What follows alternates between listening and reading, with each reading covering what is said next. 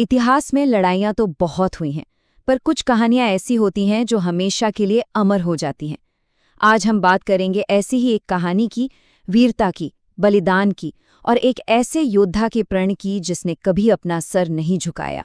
वो तारीख थी 16 जून 1576। राजस्थान के हल्दी घाटी की मिट्टी पर इतिहास का एक नया पन्ना लिखा जाने वाला था। एक ऐसा युद्ध जिसे सदियों तक याद रखा जाना था। मैदान में आमने सामने थी दो जबरदस्त ताकतें। एक तरफ थे मेवाड़ की आन बान और शान, महाराणा प्रताप, और उनके सामने थी सम्राट अकबर की विशाल मुगल सेना, जिसे लीड कर रहे थे आमेर के राजा मानसिंह प्रथम। तो चलिए सीधे चलते हैं हल्दी घाटी की उस रणभूमि पर जहां सब कुछ दांव पर लगा था। देखिए, ये सिर्फ दो सेनाओं की लड़ाई नहीं थी, ये संख्या की भी लड़ाई थी।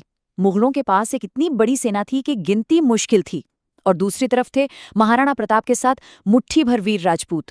मतलब कागज पर देखें तो ये लड़ाई एक तरफा लग रही थी। लेकिन जंग सिर्फ नंबरों से नहीं, हौसलों से जीती जाती है। और यकीन मानिए, राजपूतों का हौसला तो पहाड़ों से भी कहीं ज्यादा ऊंचा था। और इस जंग में प्रताप अकेले नहीं थे, उनके साथ था उनका सबसे वफादार साथी चेतक। और चेतक वो सिर्फ एक घोड़ा नहीं था, वो एक सच्चा योद्धा था जो अपने मालिक के लिए किसी भी हद तक जा सकता था। तो जैसे ही युद्ध का बिगुल बजा, ये संख्या का खेल खत्म हो गया।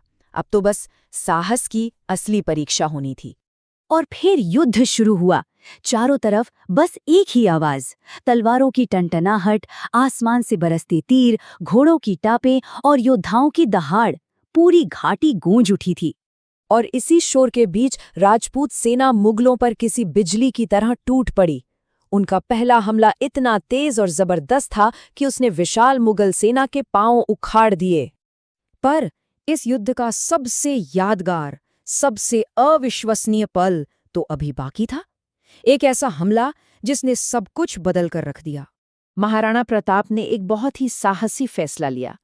उन्होंने सोचा कि वो सीधे दुश्मन सेना के दिल पर वार करेंगे, और उन्होंने अपना घोड़ा सीधा मानसिंह के हाथी की तरफ मोड़ दिया। और यहीं पर चेतक ने वो कर दिखाया जो आज भी एक मिसाल है। वो बिजली की रफ्तार से हाथी की तरफ दौड़ा और एक ही छलांग में अपने अगले पैर हाथी की सूंड पर टिका दिए। जरा सोचिए, उसने महाराणा प्रताप को इतनी ऊंचाई दे दी कि वो सीधा अपने दुश्मन पर वार कर सके। ये एक अविश्वसनीय नज़ारा था। बहादुरी की ऐसी मिसाल शायद ही कहीं और मिले। लेकिन ऐसी वीरता की हमेशा एक कीमत होती है, और इस बार ये कीमत बहुत भारी पड़ने वाली थी। हुआ ये कि उसी हमले के दौरान मानसिंह के हाथी की सूंड में लगे जहरीले खंजर से चेतक का पिछला पैर बुरी तरह जख्मी हो गया, और बस यहीं से युद्ध का रुख बदलने वाला था।